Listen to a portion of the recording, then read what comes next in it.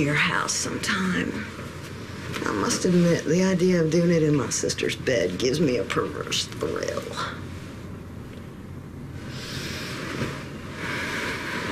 I wish I could just come right out and tell everyone Anne's a lousy lay. The beautiful, the popular Anne Bishop Mullaney. Could be risky. How about I just start a rumor then? No, I mean doing it in my house. Afraid of getting caught? Yeah. You should be.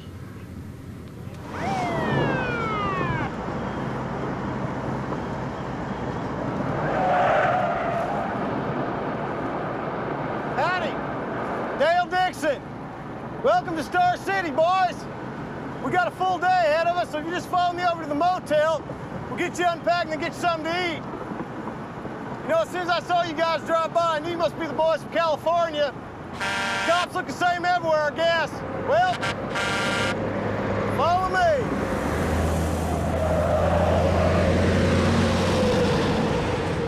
me. You know, you got it all wrong, Victor.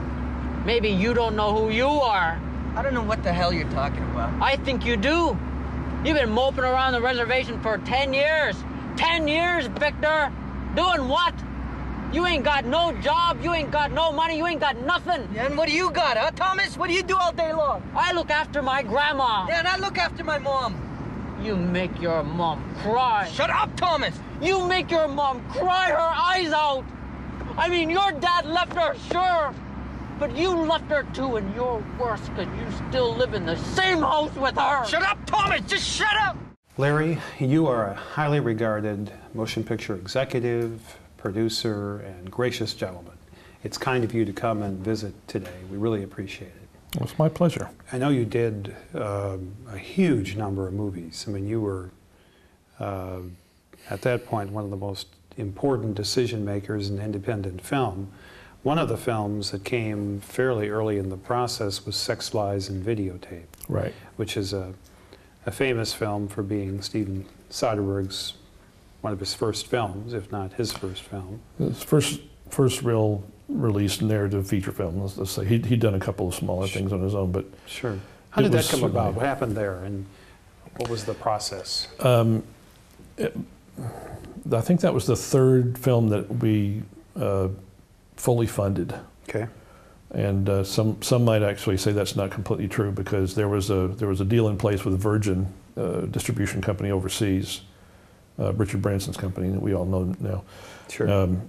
Where they were willing to put up a certain amount of money for foreign, but that wasn't going to make the film. So we put up all of it, assuming that we would get that money from Virgin after the fact. Spent $1.1 million, I think, in cash making it, and owned everything, and split the ownership with Soderbergh's producer, Bobby Newmeyer. Oh yeah. It was a friend of mine at Columbia who had recently left the distribution end of Columbia to start his own independent. So Bobby started out at Columbia, or was he did? He was in the distribution area at that time, and we knew each other just because we were looking at the same movies for acquisition, and got to know each other. And he knew what I was doing with making small genre movies. Our formula was, let's make action movies that we believe we can double our money on, and then we own everything else outside the home video. But Bobby brought me a Soderbergh script called Dead from the Neck Up, which was a comedy film noir. It was funny, it was clever, but I didn't see that it was going to make any big money. And a few weeks later, he knew that I was fond of a very small movie called Patty Rocks. Yes. Which I thought was great, which got a lot of attention. It was very edgy and I remember smart, but it didn't do a lot of money. But he said, I have a new script from this guy Soderbergh, and I think we can do Patty Rocks, like that kind of film. And that was the script, the Sex, Lies script. And what did you think when you read it? He made me promise I would read it before the next day, and I had a long day, and I think I sat down to read it at 11 o'clock. I remember I was in my bedroom, my wife was asleep, and I had one light on. I'm sitting in the corner reading. I couldn't put it down. I couldn't stop. And halfway through, I said, not only do I want to make this, I want to see it as soon as possible. And it wasn't the same script. It was It was a much darker vision. It was much more bleak at the end. But it just popped off the page. If Ann got freaked out by these, they must be something sexual. Are these tapes of you having sex with these girls? No, not exactly. Well, either you are or you aren't. Which is it? Why don't you let me tape you? Doing what? Talking. About what? About sex, your sexual history, sexual preferences. Bobby brought Steve in, and we talked about it, and things were going well until Steve said, I want it to be black and white, and I want it to have on television, I want there to be black bars at the top and bottom of the screen, so you preserve the widescreen look on a television, which now, of course, is totally irrelevant because the screens are wide. Right. And I said, well, I love both of those things personally, but my boss would not go along with that. The business doesn't want to do that. The business is not ready for this what we now call letterbox, or what we came to call letterboxing of the picture. And black and white was very, very difficult to get people to go along with. Sure. Unless you're a Woody Allen or Martin Scorsese. So he said, well, I think I can find somebody that will. And I said, if you can, more power to you. If you can't, if you want to do it in color, let's do it. So he found someone, and I thought, well, there goes that. That's too bad. I'll look forward to seeing it. And yes. Weeks later, that fell through. So they came back and said, we're ready to go, but we lost our funding, and we now have James Spader and Andy McDowell, and oh, okay. And the budget got bigger. Still wanted to do it, so we said, go do it. And they went down to Louisiana and shot it. The first I knew that it was going to be a big deal was when my wife, who was not a movie person, not a movie business person, walked through in the living room and watched me watching dailies, and she watched dailies for about 2 or 3 minutes. She said, this is going to be pretty good. So I had my first inkling that it was not just... You had a litmus test. I had, apparently, yeah. She said the same thing about smoke signals later on. And so, but Sundance embraced it, and this is before Sundance was a big deal. This was 89. Right. No, I'm sorry, yeah, 89. And Sundance was just a small Robert Redford movie festival, film festival in Park City, Utah. And this is the year that it really kind of took off, because at that festival, every distributor in the business wanted to buy Sex, Lies, and Videotape. Arguably, that's one of the most important independent films. Obviously, as you pointed out, it got Miramax started. It played an important role in Sundance, in establishing Sundance as a place to go with these kinds of movies. And it sort of started the business of financing these kinds of movies, which had not been a business so much prior to that. It's true. The video financing through video deals that we talked about earlier was really mostly on genre films. It was on what became a term became erotic thrillers, and action-packed karate films and things like that. Things that were fairly inexpensive to make, but would I don't want to say lowest common denominator. I'll say lower common denominator. Real genre films. Films that people watch just kind of for escapism and have some fun. But the idea of making films that were kind of arty and having them funded for video was a new thing. Yeah. I want to not move on without mentioning, re-mentioning Bobby Newmeyer, who made many good films during his career, and sadly died at a very young age and is no longer with us, and was one of the finest people I've met in the business. I could not agree more. He was my favorite guy in the business. We actually made another film together a few years later called Crossing the Bridge, which was the first film directed by Mike Binder, who went on to do The Upside of Anger and Rain Over Me. Wonderful filmmaker, stand-up comic before that. But Bobby made Don't Tell Mom the Babysitter's Dead right after we did that. And, yes. And The Santa Claus. The Santa Claus series. They did very, very well. But we started with them. I was actually in New York. I was in the limo going into town for my first meeting with Miramax on The Heart of the Game years later, and got a call from my boss at Columbia at the time who said that Bobby had died suddenly. Yes. From asthma in Canada while working on Breach. Yes. And it was devastating. But yeah. Yep, without him, no Soderbergh. Well, and know of a lot of things, For really. me. I mean, he really went on. Now, you did so many movies after that. It's difficult to enumerate all of them. Just to mention a few, City of Hope, was that one of John Sayles' early pictures? Do I have that correct? I'd call that a middle period John Sayles. Okay. He had just actually done his first sort of studio-ish movie, which was 8 Men Out, about the Oh, yeah. the baseball scandal. Perry Lang, who I'd known since the Spielberg's movie 1941, a few years earlier. And I was working on a movie, well, I had participated in financing a movie called Mortuary Academy that Perry had an acting role in. And we got to be friendly, and he ended up bringing me a script that he wanted to direct. And he said that I can get John Sayles to come and do a cameo as an actor. I said, great, I love John Sayles. Sure. I love, Return of the Secaucus 7 and Brother from Another Planet. And he came in with this City of Hope script and said, I can make this for $3.5 million. And I loved the script, and I felt this is my chance to make a John Sayles movie. I just kind of said, go do it. Here's the dough. And that led to Passion Fish, his next film, which ended up with 2 Oscar nominations, one for Mary McDonnell and one for John for the script, I believe. See, I know what they're thinking. I know what they're thinking. See, they're thinking that we are just a bunch of poor people, a bunch of black people and Hispanic people, a bunch of people who just got off the boat and can't get it together down here. People don't even know how to work together. People who don't care, people who don't count, and people who don't even vote. So I'm going to ask you right now, are we going to prove them right? No. Are we going to lie down and take this? Are we going to allow them to push us around, shut us down, and burn us out? No. Well, another quality film was The Water Dance. And how did that come about?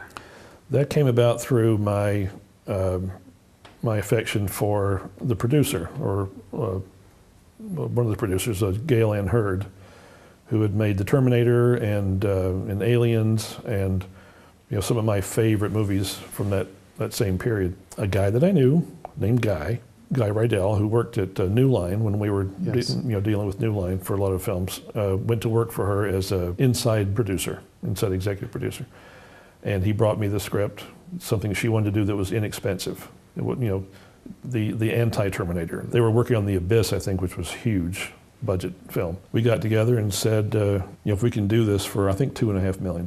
If we can do this, we'll get, terrific young actors to come in and do this thing for like an ensemble. And I said yes, and I had the money, and the timing was right, and we put it together. And Neil actually directed from a wheelchair. It was his story of recuperating from on a hike on a location scout on another movie. The earth gave way under him somewhere when he was hiking, and he lost the use of his legs. He was basically wheelchair bound after that, but came back and directed the movie in conjunction with another friend, Mike Steinberg, who the two of them really kind of co-directed in case he would get too tired after a lengthy 12-hour shooting day.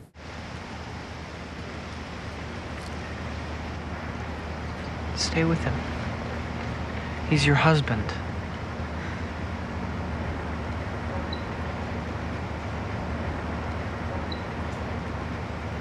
Stay with him. You'll understand.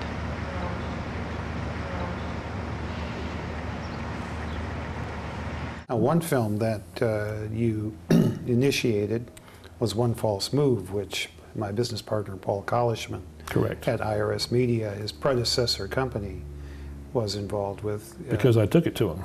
Because tell me about that. I was making, we were Paul Collisman at IRS Media were, they were in the production business. I was in the buying business. Because I worked for a company that was owned by a studio, we weren't able to produce. Sure.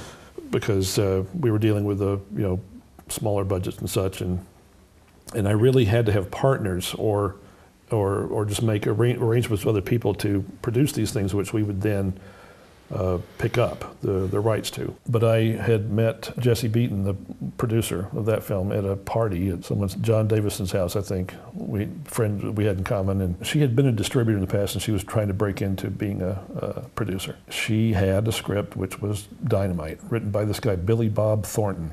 Yes. And Tom Epperson. It was called Color Me Bad, and they just changed the title to Hurricane, I think, at that time. And I read it, and it was fascinating. And meeting Billy Bob was fascinating.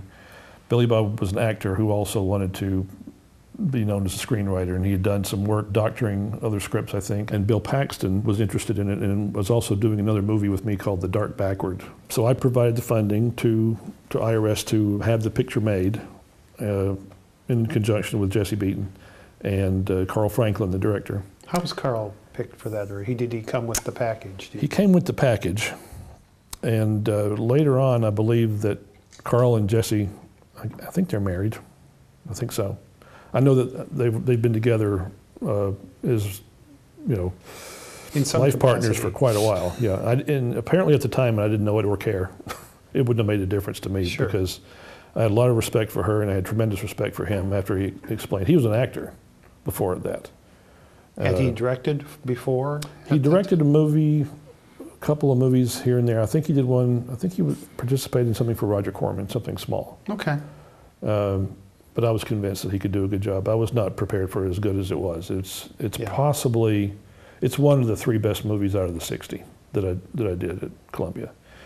It was very good to me. It was very good to Paul. It was very good to IRS. And very good for Carl Franklin, who went on to do studio movies after that, including One True Thing and Devil with a Blue Dress. Just a wonderful director. He's had a very good career. And that movie was a good start. It was a great start, and it almost premiered on video. It'll go a whole lot better for Lila if she turns herself in.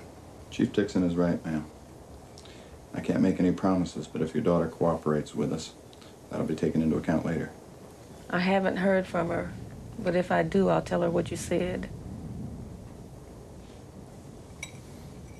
Ronnie, you heard from your sister? No, sir. Would you tell us if you had? Yes, sir. Now, I don't know if any of this is true, but sometimes apocryphal is more interesting than truth. That Billy Bob Thornton was living in a trailer at that point when he started to write that. That may or may not be true.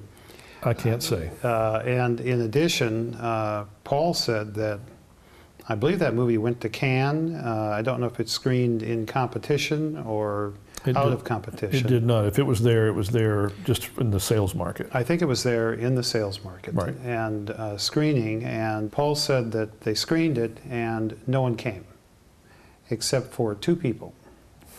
One of the people was Roger Ebert. I'll stop you right there. Go ahead.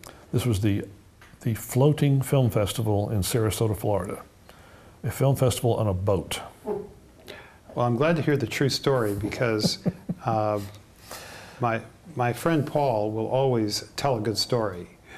I hate to be the one to break that up, but that actually happened at the Floating Film Festival. Okay. And I believe it was Gene Siskel that saw it, I think. I thought it was Gene Siskel. And just flipped and showed it to Roger, and then the next thing we knew, it was on their show. Right.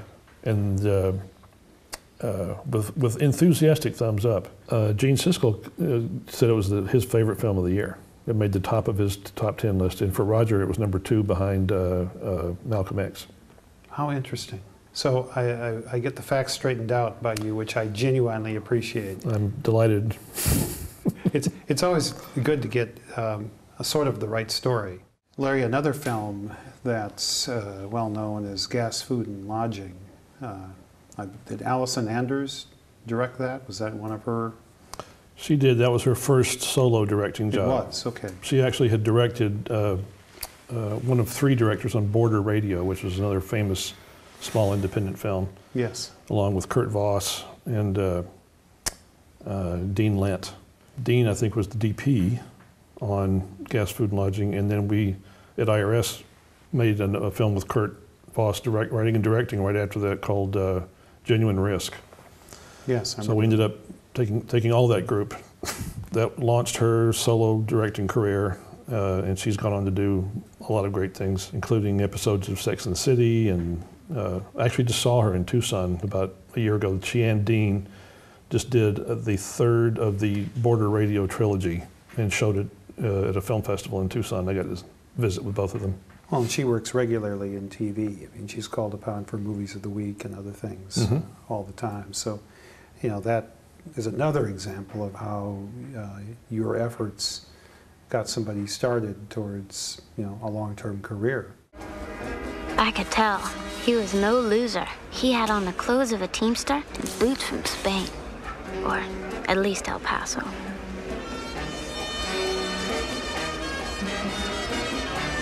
He was the one, beyond a doubt. I just had to get him and my mom together.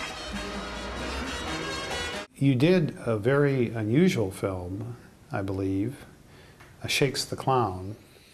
Was that directed by Bobcat Goldthwait? Written, directed, and starring Bobcat Goldthwait. And many other comedians who were less famous at that time. Much less famous. And have become huge. How did that happen? You know what? I should have done a little bit of homework on this one, but I had been introduced to Bobcat by Perry Lang, the same guy that introduced me to John Sayles, and I forgot how they knew each other, but they did.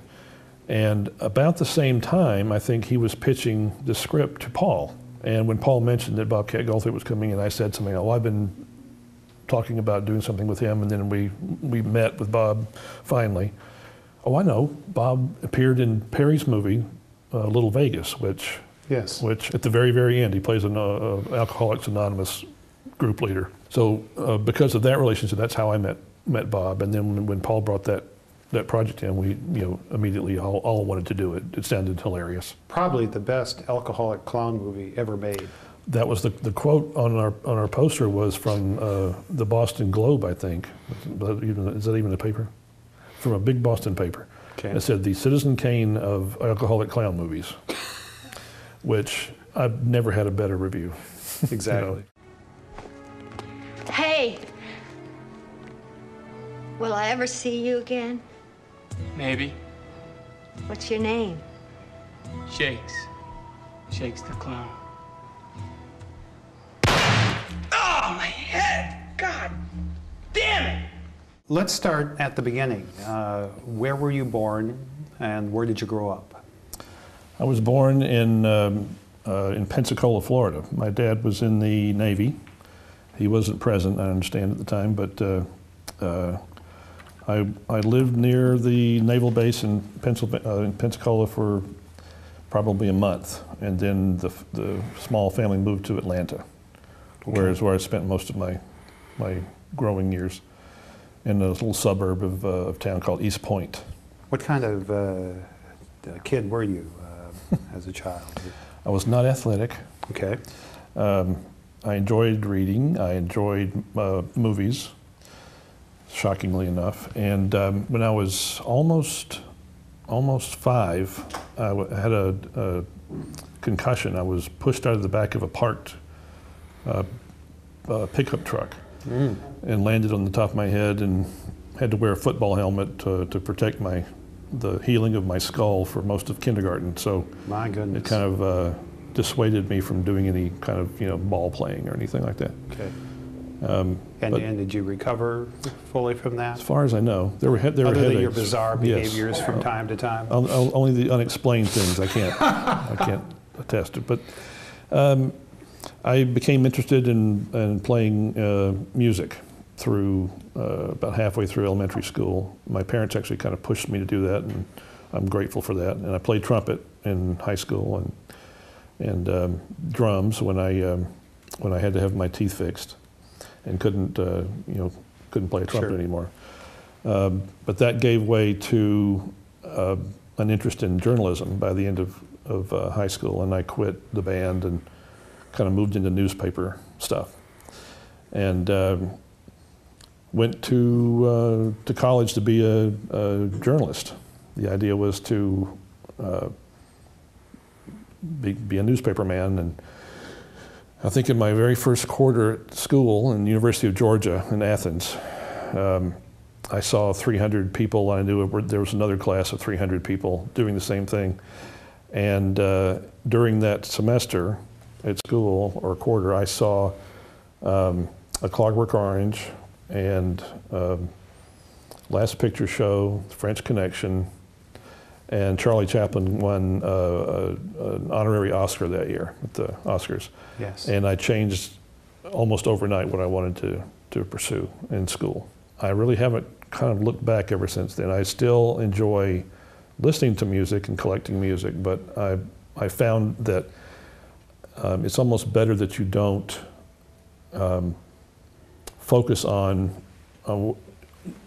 that you don't work too hard at what you like or what you love in the way of entertainment arts. It's better almost that you save the thing you love the best as the thing that you don't work on constantly. And I love working in film, and I love films, but I have chosen to try to keep my hands out of the music end of it so I can enjoy it more. Right, and be a fan rather than a devoted participant, perhaps. Before digital projection, I used to joke to people that after I saw my first cue mark up in the corner of watching a movie, after someone pointed out that's what it was for when I was learning to be a projectionist, that once I saw that, I saw every one ever at the end of every reel that I've ever watched in any movie theater ever since then, which doesn't spoil it, but it points to almost being too close. Now, did you take coursework and major in what was the film coursework at that time? Well, I did the best I could. At the University of Georgia, the film program was in the journalism school, and it was primarily for news film. It was to shoot in 16 millimeter and cut with tape splices, and there was no film history to speak of. I ended up actually helping teach the film history course because I tended to watch more movies than other people did, I suppose, and especially the film teachers. And I became more of a self-taught film history person out of just watching them. Now, this was a little bit before VHS was... It was years before. Prominent. Not a lot of how years. did one, well, it gives us both away in terms of our age, but how did you get to watch the older films, and how did that come about in those days? Well, enough time has passed to where I can actually say it now. I used to use school money at the University of Georgia to book large programs of exhibition for the campus. Yes. I would run two old films on Monday, 2 more old films on Tuesday, 2 foreign films on Wednesday, and then save the weekend for the year-old movie, in charge of $1 admission. And but I did that for a couple of years. It was great that the campus loved it, but the fact that I was getting to watch all these movies is kind of behind why I chose the things that I chose. Sure. Retrospectives of directors and actors and whatever.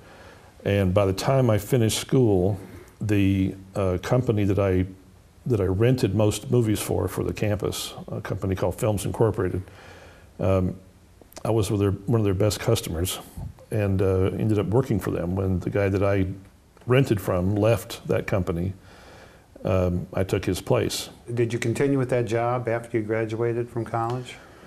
I continued for 7 years, actually. The company was a national company, but I worked in the Atlanta office, which is where I lived. By now I was married, and my boss at that company left to work for RCA Selectavision video disc, which was not the very first video disc company for consumers, but it was the first national release of a video disc format. And when we look back on it, it was kind of comical because there was black vinyl discs, 12-inch, like an LP, and actually played with a needle. I would have to say that it was challenging technically, but it was still movies at home, that you could buy a movie, which no one could do at that time. Yes. And actually predated VHS as a big consumer item. And at that point had most of the studios pretty well embraced this, that this was going to be a revenue stream, and by the mid-'80s, all the entertainment companies, all the studios, everybody figured out what they wanted to do with home video. Okay. Whether they started their own company or whether they partnered with another existing company for a fee, whatever. Created, looking back now, a wonderful renaissance of production money for independent films. Yes. Because the studio films, they were going to make those anyway. They always had, they always would.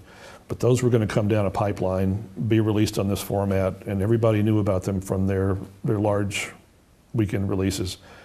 But the demand at the consumer level was so large that video stores were literally begging for more movies, for people to feed these machines that they bought. These $1,000 VCRs that they needed something to watch on every weekend. Was that the rough price point for earlier VCRs, or what did? I think the first one I remember that I couldn't afford was $1,600, Mm-hmm. and it was a clunky, large. Something had to rise out of the top to stick the tape in. You shoved it down, and it was ridiculous, expensive, and technically inferior piece of product. And of course, very quickly, as demand continued, they made them smaller and faster and cheaper. Yes. And when the price point hit about $500 or $400, then it started to really kind of take off. Laserdisc players at the same time were $500 or $600, $700.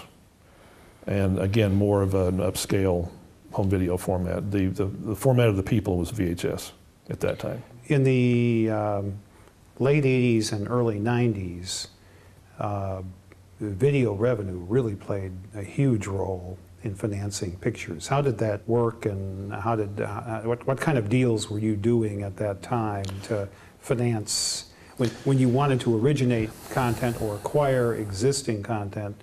How did that work? The model evolved from the initial let's license this movie exclusively for our label, and I would compete against 4 or 5 other companies to come up with an advance number for an independent producer. And one of the very first ones that I did was King of Comedy, the Scorsese movie with Jerry Lewis and Robert De Niro. I bought the RCA disc rights and the cassette rights, and I won that bid. And then we released both through the RCA Columbia company. But we spent so much money on that license that there wasn't that much more money that it would have required to just buy the whole thing. And as the competitive rates for licensing home video rights just got larger and larger, people like myself and my boss and 2 or 3 other people thought, well, if we're going to buy a movie for $1 million and it costs $1.1 million to make, why don't we buy the whole $1.1 million and then keep the foreign rights, keep the television rights?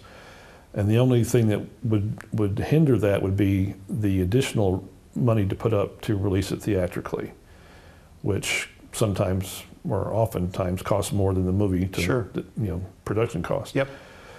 But a number of strange deals where distributors would say, we want to make something, but if you guys will pay for it, we'll own it together and we'll put up the distribution money.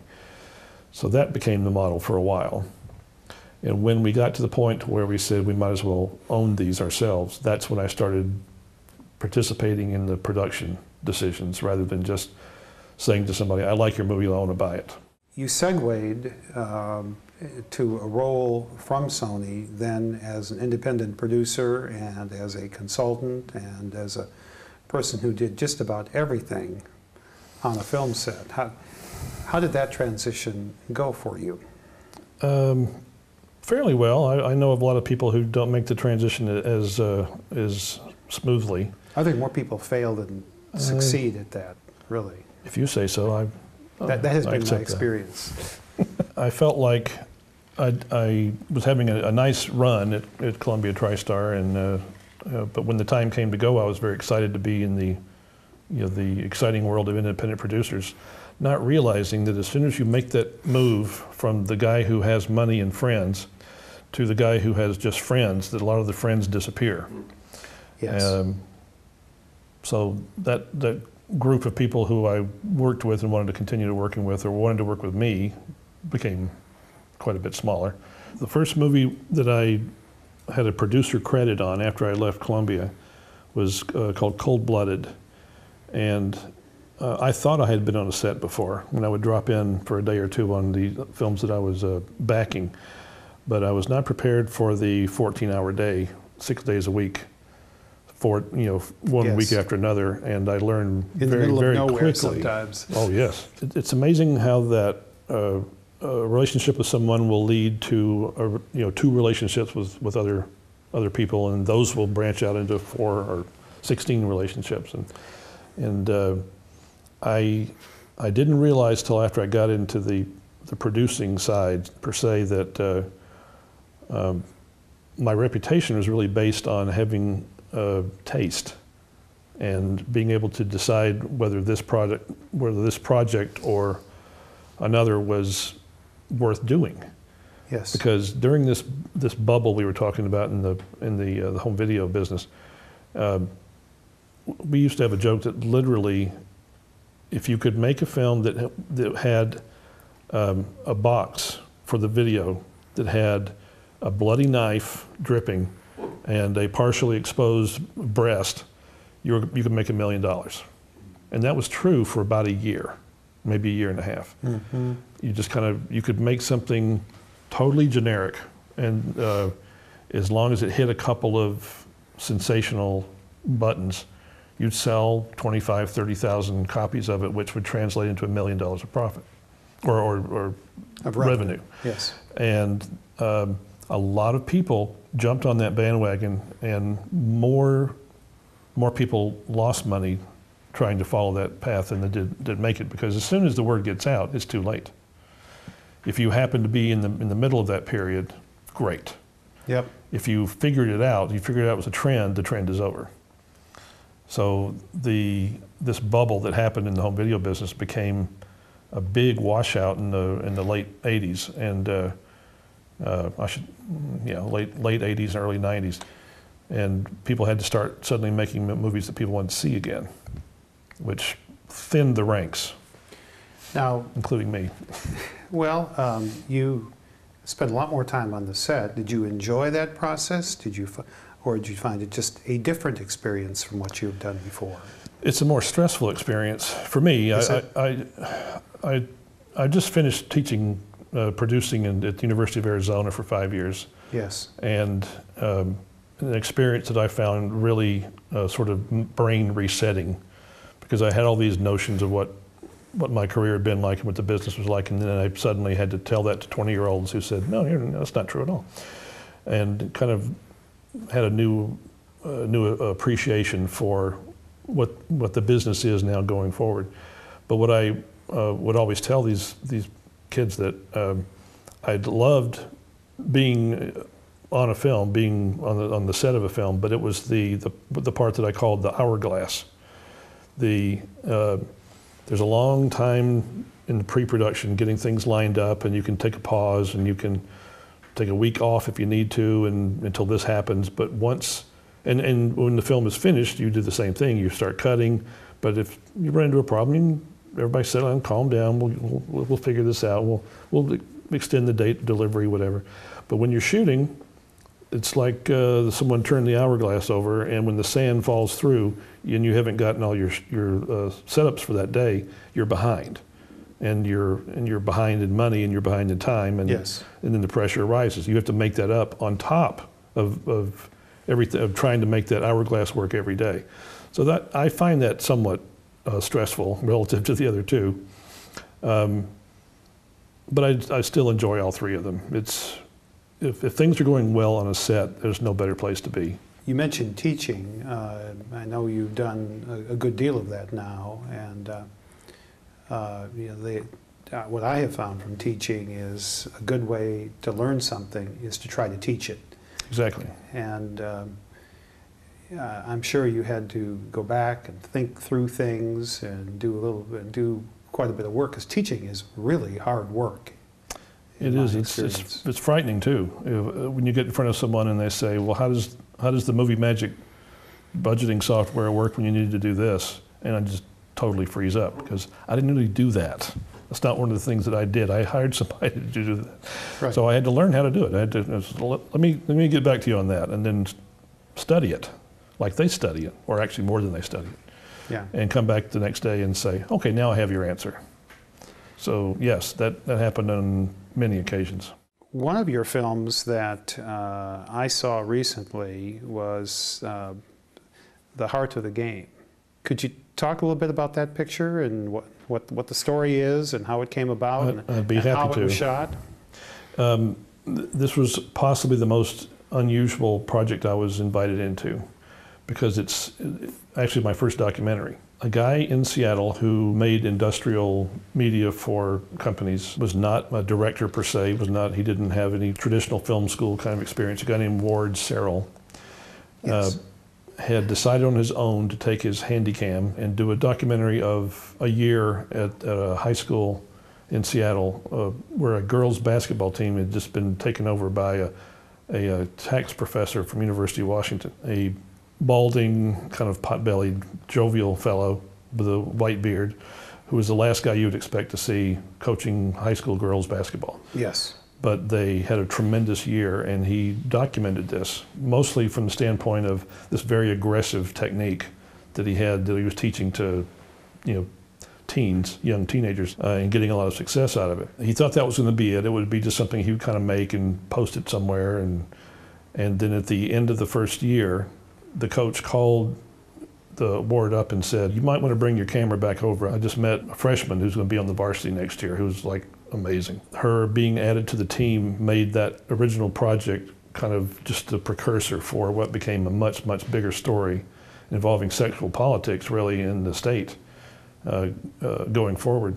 Well, it is a terrific film. It's one of my favorites that I've seen in recent years. I really got caught by it. Good. And I know, although you edited out and had to trim it quite a bit, it also had some fascinating side stories of one of the earlier white players who had been subject to sexual abuse by her outside coach, which Right. was a fascinating side story and explained a lot of her behavior. It had so many levels going to it that, as you correctly put it, you can't make this stuff up. Mm-mm. I mean, it's an example of truth being stranger than fiction. Absolutely. And what a beautiful film. Thank you. I've never recommended it to anyone who didn't just love it. Yeah. And but it's difficult to get something that small without movie stars in it to break as wide as you'd like. But it's easy to recommend, obviously. Well, it is the kind of thing that you don't have to be a basketball fan or interested in women's basketball or anything to really get caught by the human drama of the story. Well, you should feel sad because you're a wonderful team and you deserve to be the state champions. And there's nothing I can say to make you happy, and I don't even want you to be happy. Whenever things go wrong in your life, and trust me, for your lives, things will go wrong. That's where you learn. That's where you grow, okay? Adversity creates strong people. And we just went through some adversity, and we're going to feel like hell the whole day. But one thing after you get through this, let's come tomorrow and beat the snot out of our next opponent. Let's get a trophy, okay?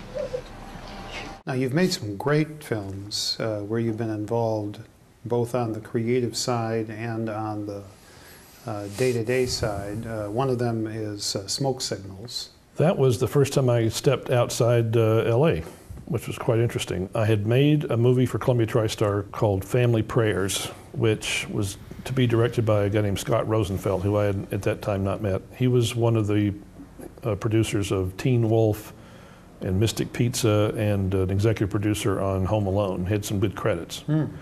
And but he wanted to be a director. He went to NYU film school before that, and so I, like One False Move and other things like that, funded that film for him, for him to direct. So we got to be good friends. And a couple of years later, he moved to Seattle, and hooked up with other people in Seattle that were sort of film expatriates, and found some money and started a little tiny production company, and wanted me to join them after I left Columbia. And it didn't really work out at the time, but a couple of years later, they brought me the script for what became Smoke Signals. They needed the help of somebody who had actually produced a $1 or $2 million movie, which by that time I had. The experience went so well, shooting up in Idaho and in Western Washington, in Eastern Washington, that they asked me to join their company later, and I did. I actually ended up moving up there in '98, and still there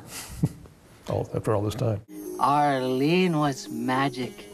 She knew how to feed 100 Indians with only 50 pieces of fry bread. She went out to talk to the people. Listen, she said. There are 100 Indians here and only 50 pieces of fry bread. Everybody was mad. There was gonna be a fry bread riot for sure. But then Arlene said, but I have a way to feed you all. She took a piece of fry bread, she held it over her head, and she ripped it in half. Oh, that's a good story. Do you enjoy being up there? I do a lot. It's a lovely area. It's a lovely area, and nothing against LA, but it's nice to drive a couple of miles downtown and not see, 15 billboards for the, whatever movie's coming out this month. It's nice to have a little bit of a balance, and I've enjoyed that. It's a little bit more the real world, perhaps. I'm not so sure about that, but Seattle's a little strange. The Pacific Northwest is its own animal, which is again why I like it. It is a little different than the real world, but it's very art and entertainment oriented and literary oriented. And people read a lot there. Very much, because they're actually not going outside a lot during the year. Right, it's raining. Yes, we like to tell people that it rains up there all the time, so no one will move to our little community. But there's enough to do, especially if I supplement that with working outside. My kids are grown. I can go where I need to go to do other things, and I do. But the nature of the business now is you can really produce things anywhere, and you can shoot things anywhere, and people are doing that. We're reaching again, I think, a situation where so many things are possible to shoot that maybe don't need to be shot or finished or distributed. We're getting overloaded again, I think, with product, the way that we did during that video boom. Mm-hmm. Now, because of the inexpensive and high technological quality of equipment, we're seeing a lot more things being made because they can be made. So we still have to sift through to find the more saleable material. Well, and you add to that the fact that so many people are used to getting their content for free or almost free, that the pricing of content has come down. You add that to the excess content that's being produced, and you have a problem where it's a little tricky to make money making movies. It's true, but it's a transition, I believe. Yes. It will. If you can't make money doing something in a business, that business disappears, or at least the people that are having that kind of trouble will move into something else, and you'll be left with those who do reach a lot of people, however they do it, and they make things for an amount of money that is commensurate with whatever their audience is. We'll get back there, and I think we'll get back pretty quickly. Well, and if you look at the 100-year history of movies, there are always variations of this theme in terms of the technological changes and the audience changes and the economies that you see. It's perpetually changing, and if you aren't comfortable with change, you probably shouldn't be That's doing definitely true. this kind of work. My favorite was the fact that the black and white television screen with blurry images was going to destroy going to movie theaters. Yes. That didn't seem to pan out. No, there were studio heads who predicted that, and then they predicted that video was going to destroy the going to theaters and et cetera, et cetera. Mm-hmm. So, and now it's the internet's going to destroy the movie business. yes. But we'll see about that. Well, it'll be interesting to see how it plays out. As we look back, as you look back, you've been involved in so many great pictures and have played, you know, such an amazing role in independent film. What do you think about? How do you look back, and what observations do you make about it in terms of your own experience and the impact that this time frame had? What thoughts occur to you? Well, I've been thinking about it a lot lately, actually, as we enter this weird transitional period that we were just talking about. Yes.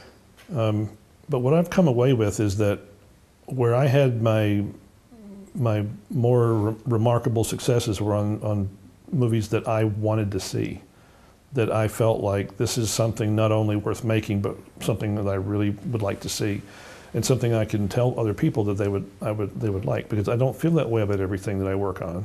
I'd love to, but somewhere along the way some interest will fall off, or you don't get the right group together, or the magic just doesn't happen the way you'd like it, and you try to fall back on the marketability of the subject matter or the stars or whatever. But on things where I really felt like, even if those elements were not as strong going in, the result has been something that is really special and worth having someone else take 2 hours to see it. And I think if you can affect something with that behind it, the sky is the limit, really, as far as how that can take off. I feel like what I've done on sets is fine, but mostly because of lots of experience and just being at bat a lot of the time. But I can tell generally by reading a first draft whether there's something in there that's worth continuing to work on for 2 years or 3 years. Or opposite, I can tell that this is probably not going to pan out, and I can't think of enough things to do to this to make this something that's going to, be special. But I will work on something that I do believe is something that will live on and speak to people in a certain way that's not necessarily universal, but at least tells its story or puts its point of view across in a involving, emotional, and honest way, and hopefully entertaining, of course. My favorite movies are things like Local Hero and Raising Arizona, and things that people would think are pretty oddball, but I like them because they're oddball and they still work. I can repeat them. I can watch them over and over, and I still get the same kind of feeling of, this is really unusually good, rather than this is a movie that works okay, which is what happens most of the time. And that's, for me, that's what makes it worth continuing to do, is finding things like that, where you feel, if I stay with this has a really good chance of being really great and making me feel like I spent the time well. Or I'm going to work on this for a year and beat my head against the wall, and I hope it works out, but I just don't know that it's going to. Which I'm sure other people go into projects looking at it that way, but I've done 80 of them, so I think of it more clearly, I guess. Well, your contribution has been extraordinary, and your legacy has really changed film, and I think anyone involved in independent film owes you a debt of gratitude. So thank you very much for everything you have done, and thanks for chatting today. Well, thank you. I appreciate it.